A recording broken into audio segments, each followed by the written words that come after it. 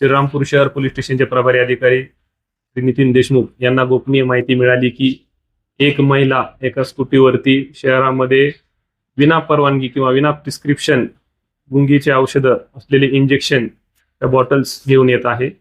अशी माहिती मिळाल्यावरून पोलीस स्टेशनचा स्टाफ, महिला अंमलदार त्या ठिकाणी रवाना झाले। PSI मेडे त्या ठिकाणी रवाना झाले सोबत, आणि त्या ठिकाणी त्यांनी सापळा रचून त्या महिलेला ताब्यात घेतलं। तर तिची झडती घेतली असता त्या ठिकाणी आम्हाला जवळपास 50 सीलबंद बॉटल मिळाल्या, ज्यामध्ये मेफेटरमाइन इंजेक्शन आहे।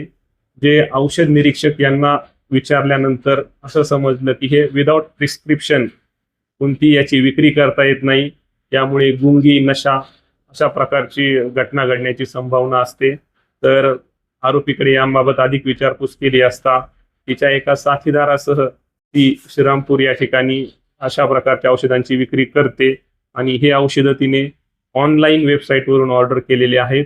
तर आम्ही या ठिकाणी आरोपितांना ताब्यात घेतलेला आहे, मुद्देमाल जप्त केलेला आहे, आणि हा मुद्देमाल पुढील तपासणी करता पाठवण्यात येत आहे। यामध्ये आणखीन कोणत्या आरोपीचा सहभाग आहे का, कोणत्या वेबसाईटवरून हे ऑर्डर करण्यात आलेले आहे, याच्या मुळापर्यंत जाण्याचा आम्ही प्रयत्न करत आहोत। याचा तपास श्रीरामपूर शहर पोलीस स्टेशन मध्ये सुरू राहील, आणि आणखी इतर कोणी आरोपी आहेत का त्यांना निष्पन्न करून त्यांच्यावरही कारवाई करण्यात येईल।